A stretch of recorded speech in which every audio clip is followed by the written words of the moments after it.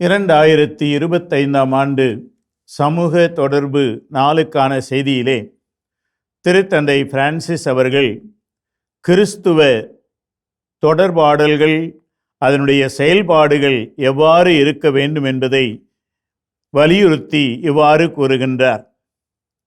நீங்கள் சாட்சிகளாக இருந்து பிறர் மீது அக்கறை காட்டும் கலாச்சாரத்தை உருவாக்கும் தொடர்பாடலை மேற்கொள்ளுங்கள்.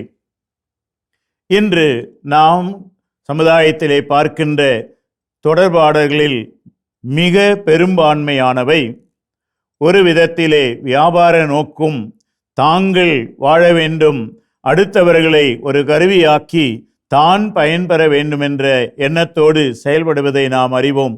இதோ திருத்தந்தை குறிப்பிடுகின்றார், பிறர் மீது அக்கறை காட்டும், அதாவது அடுத்தவர்களுடைய ஆளுமை, அவர்களுடைய வளர்ச்சி என்று பிறரது நன்மையை குறித்த அக்கறையை காட்டும் கலாச்சாரத்தை உருவாக்குகின்ற தொடர்பாடலை மேற்கொள்ளுங்கள் என்று வலியுறுத்துகிறார்.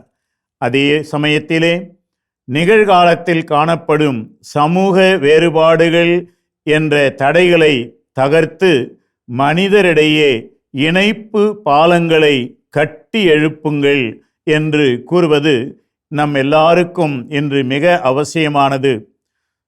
சமூக ஊடகங்களை பயன்படுத்துவதன் வழியாக கூட நம்மிடையே மனிதரிடையே நாம் பல நிலைகளையும் பல பாகுபாடுகளையும் உருவாக்கி கொண்டில்லாமல் கிறிஸ்துவ தொடர்பாடல் மனிதரிடையே இணைப்பு பாலங்களை கட்டி எழுப்புவதாக பொருளாதார அடிப்படையிலும் பிறப்பின் அடிப்படையிலும் செயலின் அடிப்படையிலும் இன்னும் பல்வேறு அடிப்படையிலே பிளவுபட்டு கொண்டிருக்கிற சமூகத்தின் நம் மக்களை இணைக்கின்ற இணைப்பு பாலங்களாக நமது தொடர்பாடல் அமைய வேண்டும் என்று திருத்தந்தை நமக்கு அறைகூவல் விடுக்கின்றார்.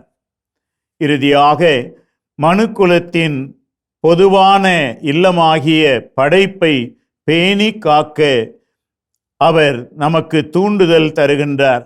நமது கிறிஸ்துவ தொடர்பாடல் செயல்பாடுகள் உலகத்தின் மீதும் படைப்பின் மீதும் அக்கறை காட்டுகின்ற, படைப்பை உலகத்தை பேணி காக்கின்ற ஒரு நல்ல கலாச்சாரத்தை மனிதர்களிடையே உருவாக்க பாடுபட வேண்டும் என்றும் அவர் கேட்டுக்கொள்கின்றார். எனவே இந்த கருத்துகள் திருத்தந்தை நமக்கு தருகின்ற இந்த அழைப்புகளை நாம் இந்த ஆண்டு சிந்தனையில் கொண்டு உலக தொடர்பு நாளை கொண்டாட உங்கள் அனைவரையும் அன்போடு அழைக்கின்றேன்.